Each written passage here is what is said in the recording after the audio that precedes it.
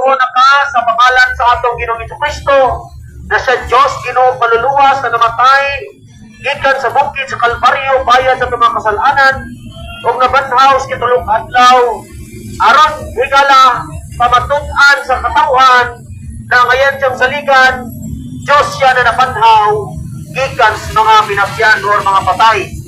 Nabanhaw siya sa tulong adlaw aron ipaprohipa kanatong tanan na ang tanan mo to kanina dili na malaglag apan makabatulog kinabuhi dayon.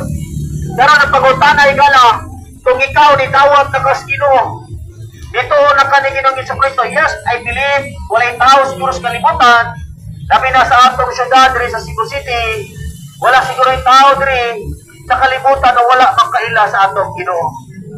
Wala makaila sa atong Ginoong Jesucristo, bisan mga bata nakaila sa atong Ginoong Jesucristo.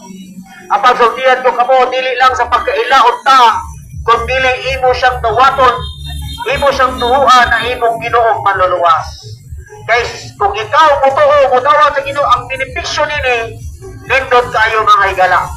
Kung kita na ay mga benepisyo, mga insurance plan, na nindot kay mga benepisyo na maangkon sa mga tao na insured, how much more ang atong kalag sa diyang mutuo ta na-registered ta ni Ginoong Jesucristo na iyat ang ila na anak o nahimo na to sa kamahan kaya gidawat na to siya na Ginoong manluluwas ingon ang Biblia ang mga benepisyo makabaton tag kinabuhi walay katapusan.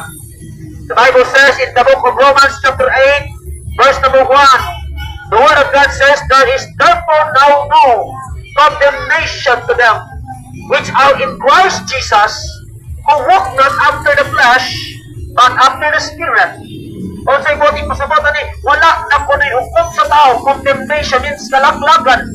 Wala na ilaglag sa tao na nanaan na siya ni Kristo. Meaning that you are in Christ Jesus. The Bible says, walk not after the flesh, but after the Spirit.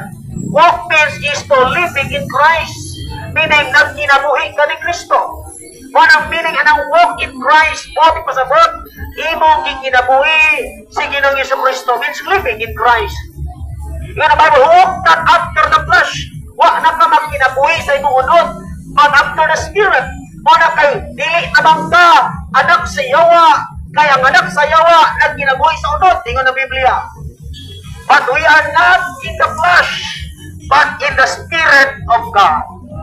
Karon, kung ikaw nito na nitawag sa atong Ginoong Jesucristo, isalig na kaniya na Diyos ang manluluwas ingon ang Biblia, anak na ka sa Ginoo. O aduna na kay gitawag kinabuhi walay katapusan. 1 John chapter 5 verses number 11. And this is the record that God hath given to us eternal life, and this life in His Son. Verse number 12, He that hath the Son hath life, and he that hath not the Son of God hath not life. Buti pasabot, kanang sabya, the Lord Jesus Christ, kinsa nagapanag-iya sa anak, adunay kinabuhi.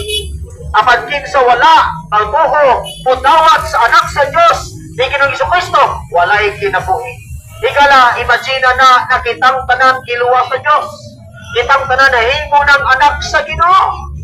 Pagkanindot ang pagkatahong sa kinabuhi sa tao, sa diyang siya nakaangkod sa kinabuhi walay katapusan. O kaangkod sa kinabuhi walay katapusan sa tao, sa diyang siya mutuo, mutawag sa atong Ginoong Jesucristo. And the Bible says, ikala, he that hath the Son of life, and he that hath the Son of God, hath that life. Ingin ang Biblia. Kaya tungod, dili siya mutuo sa atong Ginoong Jesucristo.